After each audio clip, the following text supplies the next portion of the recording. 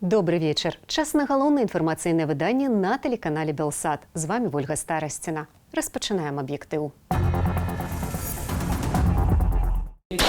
Расстрел. Чего не могу сказать сложно. У Витебску вынесли смяротны прысуд. Совсем соглашается, потому что бессмысленно он боится милиции.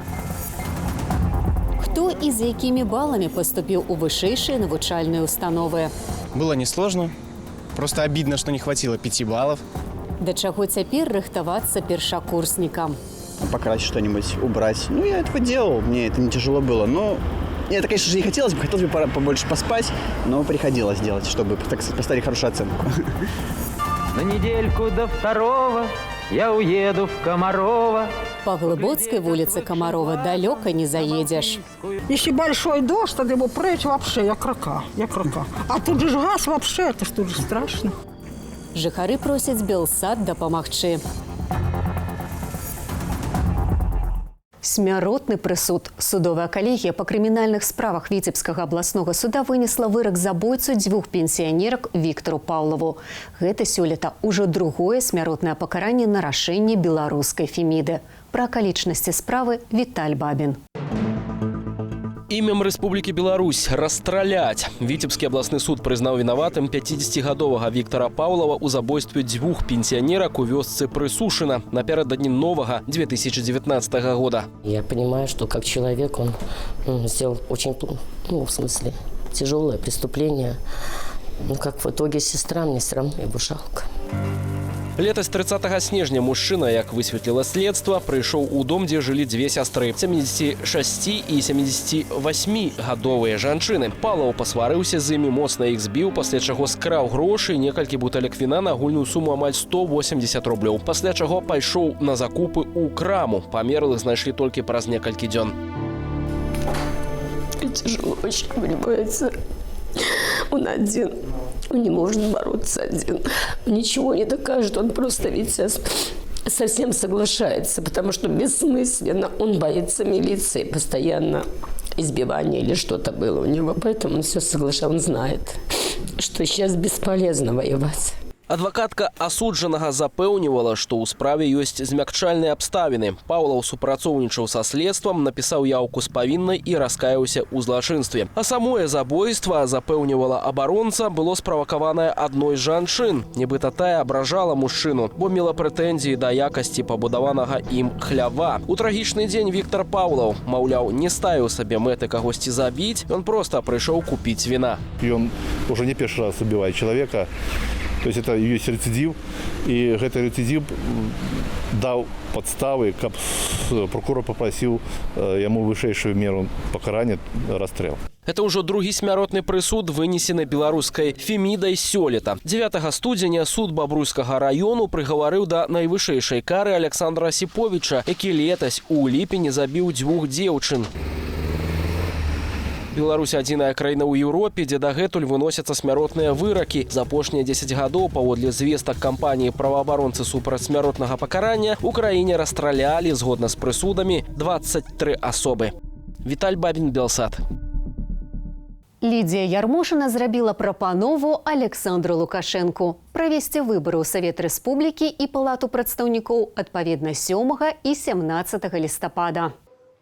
У сваю чаргу кіраўнік Беларусі даручыў прапрацаваць гэткія прапановы ды падрыхтаваць адпаведныя праекты указаў. Чакаецца, што ўжо ў наступны панядзелак 5 жніўня адпаведныя дакументы з'явяцца на стале ў Лукашэнкі. Паводле Ярмошыны, менавіта ў гэты дзень і распачнецца парламенцкая выбарчая кампанія. ЦВК анансаваў і новаўвядзенне да сёлетніх выбараў. Гэтак пры дапамозе мабільнай прылады, распрацаванай БРСМ, выбарнікі змогуць дакладна вызначыць свой участак для галасавання ды атрымаць маршрут да яго. У сувязі з тым, што паўнамоцтвы прэзідэнта і парламенту заканчваюцца ў 2020 годзе, улада пастанавілі размежаваць 2 выбарчыя кампаніі. Раней старшыня ЦВК Лідзія Ярмошына прапановала правесці прэзідэнцкія выбары 30 жніўня 2020 года, акурат у дзень народзінаў Лукашэнкі.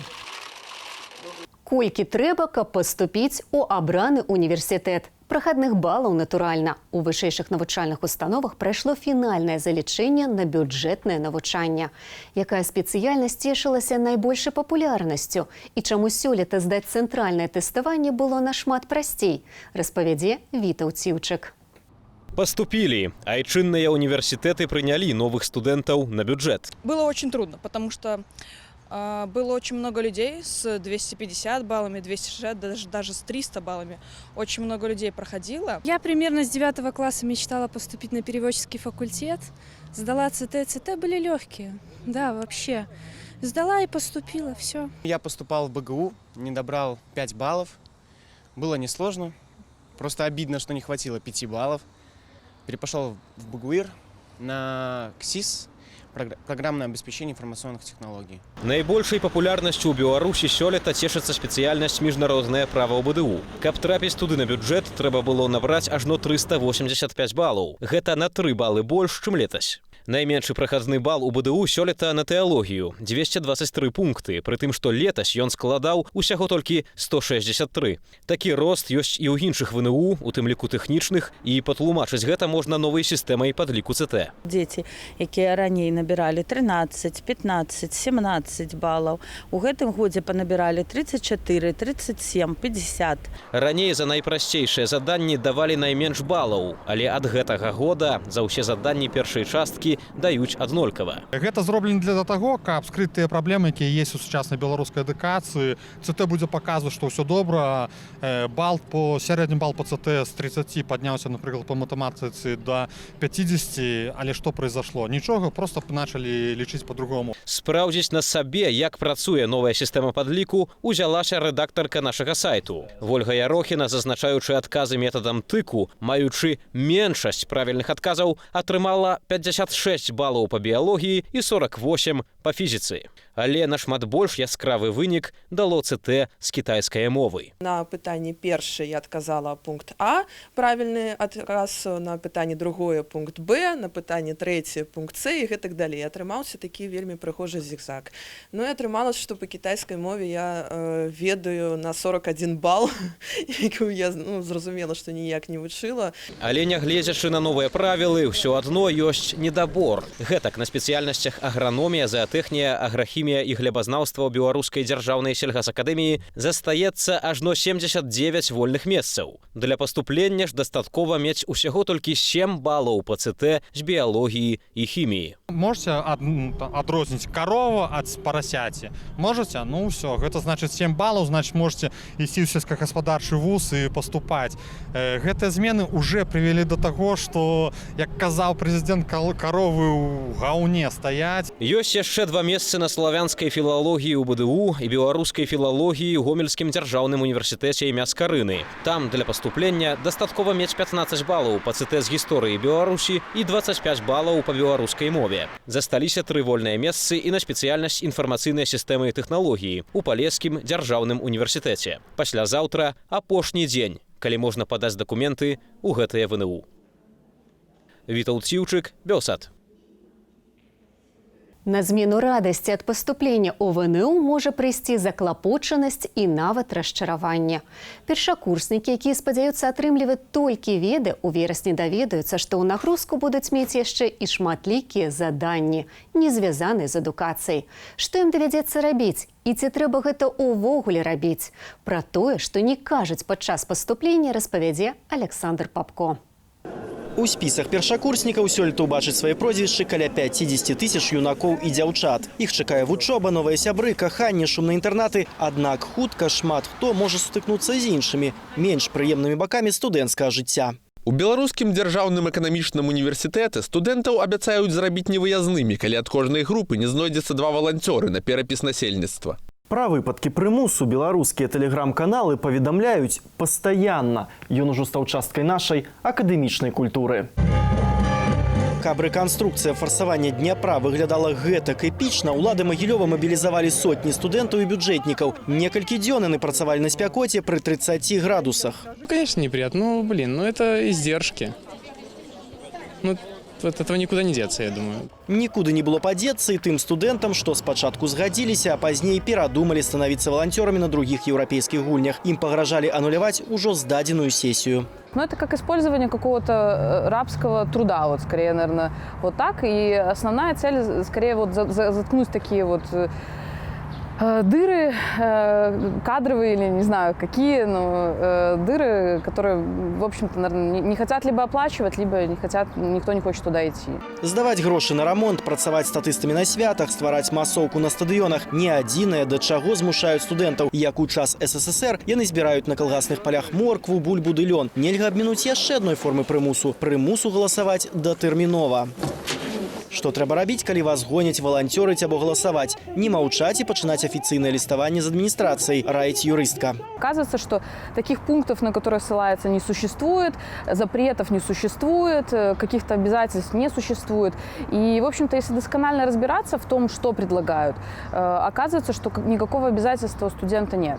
Аднак ці рэальна абараніцца ў сістэме, дзе атрымаеш ты месца ў інтэрнаце або не, і ці ўвогуле здасі сесію, вырашае дэкан і рэктар. Калі маюцца нейкія падставы, каб табе выключыць ці нешта такое, то шансаў амаль няма, таму што няма працэдуры там абскардзіць рашэнне камісіі экзаменацыйных і так далей. Ці прымушала вас да нечага адміністрацыя вашай навучальнай установы? Запыталіся мы ў цяперашніх і колішніх студэнтаў. Інтэрнаты за паходы на хакей розныя, там футбол і гэтак далей. Ну, такого штата мероприемства. Мне просили помочь, там, покрасить что-нибудь, убрать. Ну, я этого делал, мне это не тяжело было. Но это, конечно же, не хотелось бы побольше поспать, но приходилось делать, чтобы, так сказать, поставить хорошую оценку. Отправляли на бульбу. Так это же удовольствие было, бульба. Правда? Конечно, есть о чем вспомнить. Сказали, это активная студенческая жизнь. Вот все шли, все шли группой, значит, группой шли. Актыўнае студэнцкае жыццё ў Беларусі часцяком прадугледжвае пасіўную грамадзянскую пазіцыю. Як казаў бацька сацыялогіі Эміль Дюргейм, стаўленне універсітэта і школы да навучэнцаў – гэта копія стаўлення ўладаў да грамадзянаў. Такім чынам, выпускнік беларускай ВНУ засвойвае «рабі не тое, што напісана ў законе, а тое, што табе кажа ўлада». Александр Попко, Белсад. Сёння ва ўсім свеце адзначаецца дзень барацьбы з гандлем людзьмі. Сёлета Беларусь разам з прадстаўнікамі АБСЕ і Міжнароднай арганізацыі міграцыі распачала інфармацыйную кампанію, скіраваную на перадухіленне сексуальнага гвалту і эксплуатацыі няпоўнагадовых. Люди, которые занимаются трафикингом, они используют уязвимость людей. Они выбирают свои жертвы именно из уязвимых категорий. Люди, которые доверчивые. Молодежь, среди очень распространено в последнее время и детей. Их привлекает в детскую порнографию, их сексуальная эксплуатация. Программа борьбы с гандлем людьми Міжнароднай арганізацыі міграцыі працуе ў нашай краіне з 2002 года. За гэты час спецыялісты дапамаглі амаль 4000 ахвярам, у тым ліку працоўнай эксплуатацыі да сексуальнага гвалту ў дачыненні няпоўнагадовых. 3 гады змагання за справядлівасць. Мінскі педыятр Дмітрый Середа выйграў першы суд супраць сілавікоў з Міністэрства ўнутраных справаў. Мужчына, як, дарэчы, і праваабаронцы, настойвае, што праваахоўнікі здзейснілі злачынства супраць яго. Дамагчыся праўды і пакараць вінаватых доктару дапамагаюць неабыякавыя людзі. Сярод іншага дапамагаюць і фінансава, сродкамі на судовыя выдаткі і працу адвакатаў. Падрабязней Галіна Бакунчык. Педыятр Дмітрый Серадай дагэтуль не можа спакойна згадваць падзею трохгадовай даўніны. А 8 раніцы ён сам, жонка і трохгадовая дачка прачнуліся ад грукату ў дзверы і в окно. Услышал крики из-за окна о том, что лежать, не то будем стрелять. Я испугался, развернулся, от этих черных теней побежал к жене и ребенку. Сзади я услышал, как зазвенело стекло, вот эта дверь была закрыта, зазвенело стекло, и, видимо, в этот момент ее разбивали. Мужчыну закавалі ў кайданкі і 2 дні пратрымалі ў пастарунку працаўнікі АМАПу. Вызвалілі з прычыны беспадстаўнасці затрымання. Яго памылкова западозрылі ў эксгібіцыянізме. Але ніхто не папрасіў прабачэння за разбітыя вокны і зламаныя дзверы, за страсенне мозгу ў Дмітрыя, а таксама за стрэс, які перажыла ўся сям'я. Меня вызывали различные полковники, подполковники для опроса, меня и жену. Опрашивали по несколько часов. Мы все рассказывали как есть. но после этого ответа никакого не следовало. На заяву распачаць крымінальную справу пацярпеламу адмаўлялі 7 разоў. Следчы камітэт управлення па горадзе Менску. Па вашай заяве аб супрацьпраўных дзеяннях супрацоўнікаў органаў унутраных справаў вынесеная пастанова аб адмове ў распачынанні крымінальнай справы. Аднак у пацярпелага ёсць усе падставы прыцягнуць да адказнасці вінаватых за беспадстаўнае ўварванне ў ягонае жытло, а таксама кампенсаваць яму маральныя ды матэрыяльныя страты, кажа адмысловец. Мне кажется, что должны быть удовлетворены его требования, но я хочу заметить, что основная идея заключается в том, что в его отношении, в отношении Дмитрия Середы совершено преступление, и разговор о компенсации за совершенное преступление еще впереди. Першую невялікую перамогу за ўсе 3 гады Дмітрый атрымаў гэтымі днямі. Суд партызанскага району адмяніў пастанову следчага камітэту об адмове распачаць крымінальную справу. Я это делаю, собственно, из-за того, потому что, еще раз говорю, у меня перед глазами стоит картинка, как у меня трясется ребенок, сидит, и жена на кровати в шоке, в ужасе просто. А потом ребенок писается, кричит, жена в шоке, мы вместе лечимся, вот, а никаких правды добиться невозможно. Далейшая праца з адвакатамі ды магчымыя суды вымагаюць вялікіх сродкаў. Таму Дмітрий Серада звярнуўся з просьбаю да неабыякавых людзей. І цяпер яму збіраюць грошы талакой праз інтэрнэт-платформу Мола BY. Галіна Бакунчык, Белсат. Гадамі не можаце развязаць праблему, пішаце дзясяткі скаргаў і абіваеце парогі да чыноўнікаў, і ўсё марна. Мы ведаем дзейсны спосаб вырашэння праблемаў. Паказаныя Белсатам недахопы выпраўляюцца хутка. Аднак у глыбокім, што на Віцебшчыне, відаць, гэтак глыбока ляжыць корань праблемаў, што наша здымачная група мусіла выехаць на просьбу жыхароў яшчэ раз. Чаму мясцовыя чыноўнікі не прыслухоўваюцца ні да людзей, ні да медыяў, высвятляў Ян Вярбіцкі. Наши гледачы ведаюць, што самая прысутнасць журналістаў Белсата часцяком прымушае чыноўнікаў працаваць хутчэй і вырашаць праблемы грамадзянаў. З прыкладаў, ад ремонту ветлага жытла да крымінальнай справы супраць карумпаванага чыноўніка. Лік такіх выпадкаў ідзе на дзясяткі, але з глыбокім, што на Віцебшчыне, нешта пайшло не так. Белсат паклікалі туды 2 гады таму. Мясцовыя скардзіліся на дарогу на вуліцы Камарова, дакладней, на яе адсутнасць. З 2011 года людзі звяртаюцца ў глыбоцкі райвыканкам з просьбаю пакласці пакрыццё асфальту. Але нармальнай дарогі дагэтуль і няма. Ничего там не сделали. Пройдет грейдер, пройдет по дороге. А это как осталось, там немного можно было проезжать раньше.